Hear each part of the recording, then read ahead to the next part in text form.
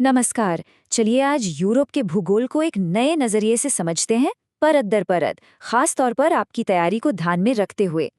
तो कहाँ से शुरू करें? हम 5 बड़े हिस्सों में यूरोप की कहानी को समझेंगे, इसके पुराने पहाड़ों से लेकर आज के बड़े आर्थिक गुटों तक। तो सबसे पहले बात करते हैं यूरोप की बुनियाद की, यानी वो जमीनी बनावट जिसने इसके इतिहास और भूगोल दोनों को शक्ल दी है। अगर हम दक्षिण पश्चिम से शुरू करें तो सबसे पहले नजर आता है आइबेरियन प्रायद्वीप। यहाँ एक ऊंचा पठार है जिसे मेसेटा कहते हैं। और जानते हैं ये बाकी यूरोप से कैसे अलग होता है? बीच में एक दीवार की तरह खड़ी है पायरीनीज पर्वत श्रृंखला, जो स्पेन और फ्रांस को बांटती है। अब थोड़ा पूरब की तरफ चलिए। यहाँ नए वलित पर्वतों मतलब न्यू फोल्ड माउंटेन्स की एक पूरी चेन है, जो एक आर्क, एक चाप की तरह फैली है। इसमें आल्प्स हैं, फिर इटली में नीचे की तरफ एपेनाइन्स, और फिर दिनारिक आल्प्स और कार्पेथियन पहाड़, जो विशाल हंगेरियन मैदान को चारों तरफ से घेरते हैं। और यहीं पर एक बहुत दिलचस्प अंतर देखने को मिलता है। देखिए, एक तरफ है नॉर्वे के जोतून जैसे पुराने पहाड़, जो लाखों साल में घिस घिस कर छोटे हो गए हैं, कुछ हमारी अरावली या रूस के यूराल पहाड़ों की तरह। और दूसरी तरफ है आल्प्स की एकदम नई ऊंची नुकीली चोटियां, जो भूवैज्ञानिक तौर पर आज भी जवान हैं। चलिए, जमीन की बात तो हो गई, अब जरा पानी की तरफ चलते हैं। देखते हैं कि यूरोप की नदियों और समुद्रों ने वहाँ के व्यापार और बस्तियों को कैसे संवारा है। यूरोप की ये जो टेढ़ी मेढ़ी तट रेखा है, इसे समझने का सबसे अच्छा तरीका क्या है? चलिए एक छोटी सी समुद्री यात्रा पर निकलते हैं, अटलांटिक के गेटवे से। तो हमारी ये यात्रा शुरू होती है जिब्राल्टर जल डमरू मध्य से। यहाँ से अंदर आकर हम गुजरते हैं टाइरीनियन और अड्रियाटिक समुद्र से, और फिर इस्तांबुल के पास जो पतले से रास्ते हैं उन्हें पार करके हम पहुंच जाते हैं विशाल काला सागर यानी ब्लैक सी में। अब ये स्लाइड देखिए, ये बहुत काम की है। इसमें यूरोप की बड़ी नदियों को इस हिसाब से बांटा गया है कि वो आखिर में गिरती कहाँ हैं। इससे हमें महाद्वीप के मुख्य ड्रेनेज बेसिन का पता चलता है, जैसे एब्रो, रोन और पो नदियां। ये सब अपना पानी भूमध्य सागर में ले जाती हैं। इन सब में डैन्यूब नदी बहुत बहुत महत्वपूर्ण है। भले ही ये काफी प्रदूषित हो गई है, लेकिन आज भी ये 10 देशों के लिए एक लाइफलाइन, एक आर्थिक और सांस्कृतिक धमनी की तरह है। याद रखिएगा, ये जर्मनी के ब्लैक फॉरेस्ट से निकलती है और वियना, बुडापेस्ट, बेलग्रेड जैसी राजधानियों से गुजरती है। ये अक्सर परीक्षाओं में पूछा जाता है। तो हमने जमीन और पानी की बात की, और ये दोनों चीजें मिलकर तय करती हैं किसी जगह की जलवायु यानी क्लाइमेट। और क्लाइमेट से तय होता है कि वहाँ की खेती कैसी होगी, क्या उगेगा। मोटे तौर पर यूरोप में 4 तरह के क्लाइमेट जोन हैं, लेकिन इन सबसे ज्यादा जरूरी एक फैक्टर है नॉर्थ अटलांटिक ड्रिफ्ट। ये एक गर्म समुद्री धारा है, और यही वो वजह है कि पश्चिमी यूरोप की जलवायु उतनी ठंडी नहीं होती जितनी उस लैटिट्यूड पर होनी चाहिए। ये धारा सर्दियों में उसे जमने से बचाती है। और जलवायु में इसी फर्क की वजह से हमें खेती में भी स्पेशलाइजेशन देखने को मिलता है।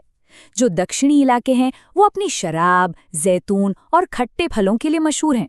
वहीं उत्तरी मैदान और पूर्वी स्टेपीज, खासकर यूक्रेन, महाद्वीप के ब्रेड बास्केट यानी अन्न भंडार हैं, जहां गेहूं की जबरदस्त खेती होती है। खेती के बाद अब बात करते हैं उन चीज़ों की जिन्होंने यूरोप की अर्थव्यवस्था को ताकत दी है, यानी वहाँ के प्राकृतिक संसाधन और इंडस्ट्रियल सेंटर्स। तो एक बहुत ज़रूरी बात यह है कि आज का जो औद्योगिक यूरोप है, उसकी नींव एक बहुत बड़े कोयला क्षेत्र पर रखी गई थी। ये जर्मनी के रूर इलाके से शुरू होकर सार और फ्रांस के लोरेन से होते हुए बेल्जियम तक फैला था, और रूर इसका सबसे मशहूर और सबसे उत्पादक केंद्र था। अब अगर तेल की बात करें तो यूरोप का सबसे बड़ा सोर्स है नॉर्थ सी यानी उत्तरी सागर। यहीं से निकलता है ब्रेंट क्रूड। ये बहुत अच्छी क्वालिटी का तेल होता है जिसमें सल्फर कम होता है। इसीलिए पूरी दुनिया में तेल की कीमतें तय करने के लिए इसे एक बेंचमार्क की तरह इस्तेमाल किया जाता है। और अब एक हैरान करने वाला फैक्ट, क्या आपको पता है कि बेल्जियम का एक शहर है एंटवर्प, जहां दुनिया के 80% से ज्यादा कच्चे हीरों का कारोबार होता है? और इसमें भारतीय व्यापारियों का, खास तौर पर पालनपुरी जैन और कच्ची पटेल समुदाय का बहुत बड़ा हाथ है। यूरोप की आज की अर्थव्यवस्था को समझना है तो दूध कोटा सिस्टम एक बेहतरीन उदाहरण है। देखिए, हुआ ये कि 70-80 के दशक में दूध का उत्पादन इतना ज्यादा हो गया कि कीमतें गिर गईं। इस समस्या को सुलझाने के लिए ईयू ने 1984 में एक कोटा सिस्टम लागू किया, लेकिन फिर 2015 में इस कोटे को हटा दिया गया ताकि यूरोपीय कंपनियां चीन और भारत जैसे बड़े बाजारों में मुकाबला कर सकें। इसका नतीजा ये हुआ कि यूरोप के छोटे किसानों के लिए और भारत जैसे देशों के लिए कंपटीशन बहुत बढ़ गया। और आखिर में चलिए देखते हैं कि कैसे यूरोप के देश आर्थिक और सांस्कृतिक रिश्तों के आधार पर अलग-अलग ग्रुप्स या क्षेत्रों में बटे हुए हैं। यहाँ अक्सर एक कन्फ्यूजन होता है, तो ये स्लाइड उसे दूर कर देगी।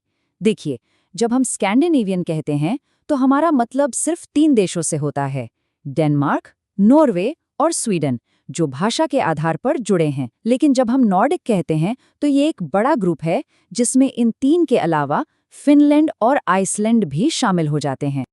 तो इन नॉर्डिक देशों की खासियत क्या है?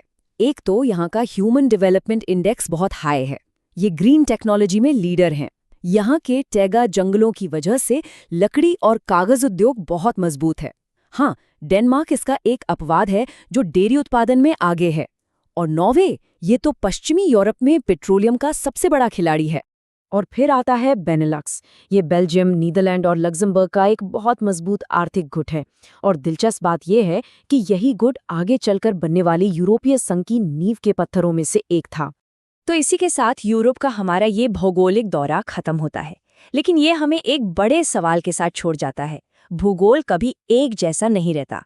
जैसे जैसे क्लाइमेट बदल रहा है, संसाधन खत्म हो रहा है, तो सवाल ये है कि जिन भौगोलिक फीचर्स की हमने आज बात की, वो यूरोप के आने वाले कल को कैसे तय करेंगे।